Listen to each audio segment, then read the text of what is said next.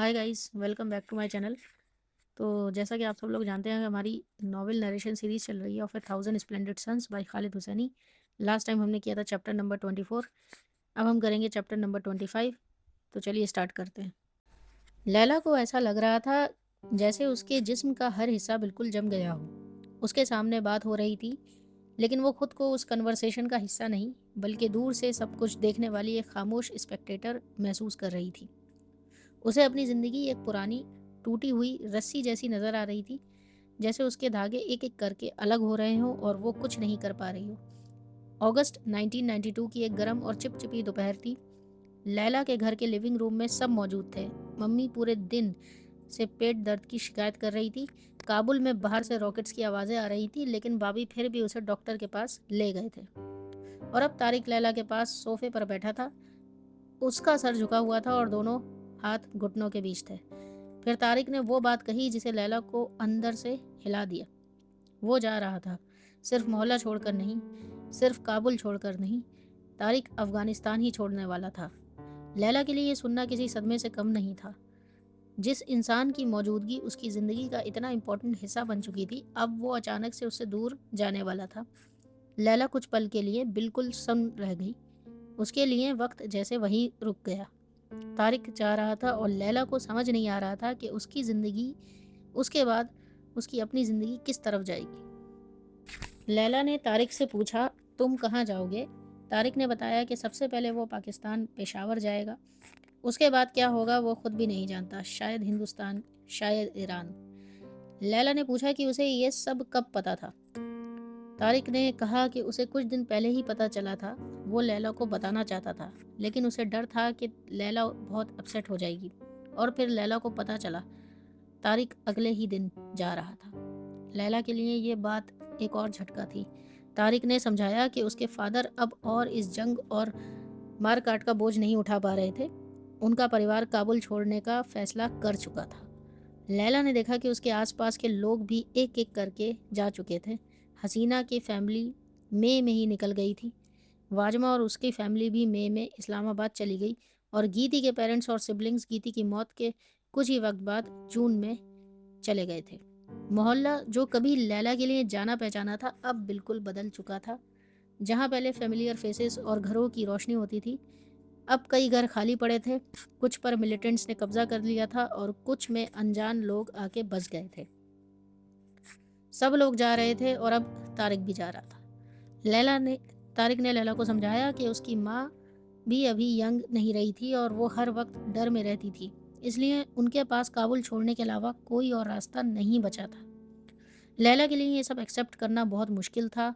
तारिक बार बार उसे कह रहा था, लैला मेरी तरफ देखो, लेकिन लैला के लिए उस वक्त उसकी तरफ देखना भी आसान नहीं था। उसे लग रहा था जैसे काबुल से सिर्फ लोग नहीं जा रहे, उसकी अपनी ज़िंदगी का एक बहुत बड़ा हिस्सा भी उसके साथ जाने वाला था। तारिक के जाने की बात सुनकर लैला का गुस्सा और दर्द दोनों एक साथ बाहर आ गए। उसके लिए तारिक सिर्फ एक दोस्त नहीं था, वो उसकी ज़िंदगी की हर याद का हिस्सा बन चुका था। इसलिए उसे ये एक्सेप्ट करना बहुत मुश्किल था कि अब तारिक भी अफगानिस्तान छोड़ने वाला है। लेकिन उन दोनों के बीच उस पल एक ऐसा इमोशनल मोमेंट आया जिसे लैला अपनी यादों में हमेशा संभाल कर रखना चाहती थी। अगले कुछ दिन और हफ्तों में लैला बार बार उन पलों को याद करने की कोशिश करती थी।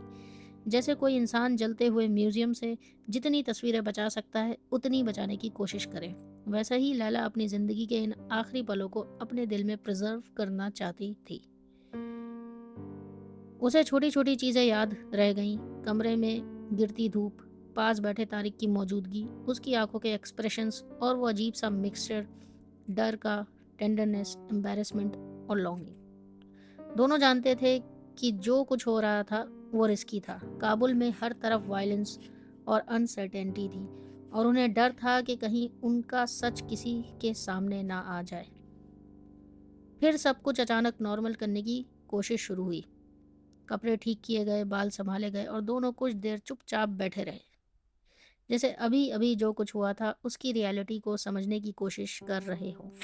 लैला के लिए ये सिर्फ एक इमोशनल मोमेंट नहीं था, ये उसकी ज़िंदगी के उस दौर का हिस्सा था जो शायद बहुत जल्द ही ख़त्म होने वाला था। लैला के अंदर गिल्ट और कन्फ्यूजन दोनों बढ़ जाते हैं। उसे अपने फैसले और अपने घर वालों के बारे में सोचकर बहुत बुरा लगता है। तभी तारिक उसे एक सिंपल लेकिन बहुत बड़ी बात कहता है, कम विद मी। एक पल के लिए लैला को लगता है कि शायद वो सब कुछ छोड़कर तारिक और उसके पेरेंट्स के साथ जा सकती है। वो काबुल की वायलेंस से दूर जा सकती है, अपनी ज़िंदगी दोबारा शुरू कर सकती है और सबसे इम्पोर्टेंट, तारिक के साथ रह सकती है। उसके दिमाग में एक पूरी नई ज़िंदगी की तस्वीर बन जाती है। वो जा सकती थी, दोनों साथ भी रह सकते थे और शायद उनके पास ऐसे और भी सुकून भरे दिन हो सकते थे। फिर तारिक उसे कहता है, I want to marry you Laila. इस बार उसके चेहरे पर कोई मजाक या शरारत नहीं थी। लैला उसकी आंखों में देखती है और उसे सिर्फ सिंसियरिटी नजर आती है। तारिक कहता है कि वो आज ही शादी कर सकते हैं, मस्जिद जाकर मुल्ला और 2 विटनेस के सामने निकाह करके। लेकिन लैला का दिमाग फौरन अपने घर वालों की तरफ जाता है। उसे मम्मी याद आती हैं, उनकी ज़िद, उनका गुस्सा और मुजाहिदीन के लिए उनकी गहरी फीलिंग्स। फिर उसे बाबी याद आते हैं, जो काफ़ी पहले ही हार मान चुके थे और मम्मी के सामने एक कमज़ोर ओपोनेंट बन गए थे। इसलिए तारिक का प्रपोज़ल जितना खूबसूरत था, लैला के लिए सिचुएशन उतनी ही कॉम्प्लिकेटेड थी। एक तरफ तारिक के साथ एक नई ज़िंदगी का सपना था और दूसरी तरफ उसका परिवार, उसकी ज़िम्मेदारी और काबुल की हकीकत। तारिक लैला को समझाने की पूरी कोशिश करता रहा। वो कहता है कि वो काका हकीम यानी लैला के फादर से उसका हाथ मांगेगा। तारिक को यकीन था कि भाभी उनकी शादी के लिए राज़ी हो जाएंगे। लेकिन लैला जानती थी कि बात इतनी सिंपल नहीं थी। भाभी को छोड़कर जाना उनके लिए बहुत बड़ा झटका होता। लैला के लिए भाभी सिर्फ उसके फादर नहीं थे, वो उसकी ज़िंदगी में बचा हुआ एक बहुत इम्पोर्टेंट सहारा थे। तारिक बार बार उसे मनाने की कोशिश करता रहा, कभी रिक्वेस्ट करता, कभी समझाता और कभी उम्मीद से उसकी तरफ देखता। आखिर ने लैला ने मना कर दिया। तारिक ने कहा कि वो उसे प्यार करता है। लैला के लिए ये वो वर्ड्स थे जिनका शायद उसने बहुत वक्त से इंतज़ार किया था। लेकिन आयरनी ये थी कि जब तारिक ने फाइनली अपने दिल की बात कही, तब लैला के लिए उसे एक्सेप्ट करना सबसे मुश्किल था। लैला ने समझाया कि वो अपने फादर को छोड़कर नहीं जा सकती। तारिक भी समझता था कि लैला अपनी रिस्पॉन्सिबिलिटीज से मुंह नहीं मोड़ सकती। दोनों अपनी अपनी मजबूरियों में बंधे हुए थे। काफ़ी देर तक उनके बीच आर्ग्यूमेंट्स, रिक्वेस्ट्स और इमोशनल बातें चलती रही। लेकिन आखिर में लैला को ही तारिक को जाने के लिए कहना पड़ा। दरवाजे पर तारिक ने उसे प्रॉमिस किया कि वो वापस आएगा। वो लैला को छोड़कर हमेशा के लिए नहीं जाना चाहता था। लैला ने दरवाज़ा बंद कर दिया और कुछ देर वहीं उसके पास खड़ी रही। बाहर तारिक की आवाज़ और उसके दरवाजे पर पड़ते हाथों की आहट आती रही। लैला तब तक वहीं खड़ी रही जब तक तारिक ने आखिरकार हार नहीं मान ली। फिर उसने उसके कदमों की आहट को धीरे धीरे दूर जाते सुना और जब सब कुछ शांत हो गया तो सिर्फ दूर पहाड़ों से आती गन फायर की आवाज़ और लैला के अपने धड़कते दिल की आवाज़ रह गई। तारिक चला गया था और लैला ने उसे जाने दिया था, लेकिन उसका दिल उसके साथ ही जैसे रुक गया था। तो दोस्तों, यहाँ हमारे चैप्टर नंबर 25 कंप्लीट होता है। नेक्स्ट वीडियो में हम करेंगे चैप्टर नंबर 26। हमारे चैनल को सब्सक्राइब कीजिए और तब तक के लिए जय हिंद।